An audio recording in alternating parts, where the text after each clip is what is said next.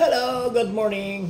Nandito naman tayo, talakayin natin yung function ng PNP Social, Supervisory Office for Security and Investigation Agencies, no? SOSYA. Siya ay isang unit sa ilalim ng Philippine National Police under Civil Security Group, no?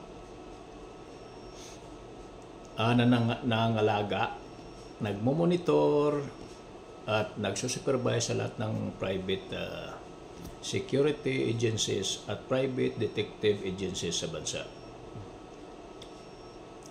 Magbibigay ng lisensya sa mga security at detective agencies. Pati na rin sa mga security guard at private investigators. Magsasagawa ng inspeksyon at investigasyon upang masiguro sumusunod ang mga ahensya sa batas at regulasyon. Yan po yung sa kanila. Magpapatupad ng mga patakaran na kaugnay ng seguridad, armas at uniform ng mga gwardya. Yan po. Magpapatupad ng disiplina sa mga lumalabag na security personnel o ahensya. Makipag-ugnayan sa publiko at pribadong sektor para mapanatili ang kaayusan at seguridad. Yan po yung mga function ng SOSYA. Opo. Ngayon, para hindi tayo malusutan ng mga lawless element pag nagpunta yung mga SOSYA dyan sa area nyo, sa area natin, yan nga po, hingaan natin ng mission order para hindi tayo malusutan ng mga iskalawag dyan ng mga nagkukunwaring PNP, no?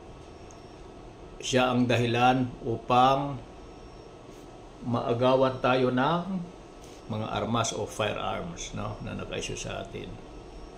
Kaya maging alerto po, maging mapagmatsyag, maging palasita po tayo sa mga darating sa mga gates natin.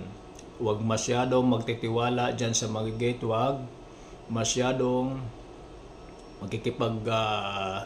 kaibigan dyan sa labas na hindi naman natin kilala, no? Para maiwasan yung agaw armas, no? Agaw armas. Siyempre, maganda yung mga baril natin baka maagawan tayo, no? Okay? Yan po. Pagdating ng mga SOSYA, ng PNP SOSYA, no? Rendering salute ka agad. Sir, good morning. Kung umaga man, kung hapon, good afternoon, no? Rendering salute.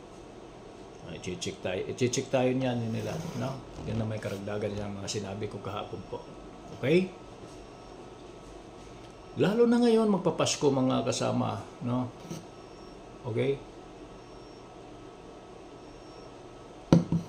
Maging mapagmatsyag tayo sa kapaligiran natin, no? Yung mga unusual, i-report ka agad. Halimbawa, may naiwanan na mga bag dyan sa gilid nyo ng establishmento, yung kuan nyo, establishment, no?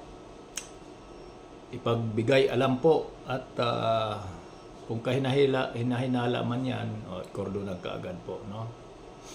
Paki-cordon po, no? Cordon, huwag gagalawin po, okay? Mga kuan yan, mga special theft gwardya sa mga nagtatanod, lalo na yung mga bagong gwardya po, wala pang karanasan, okay? Thank you for watching.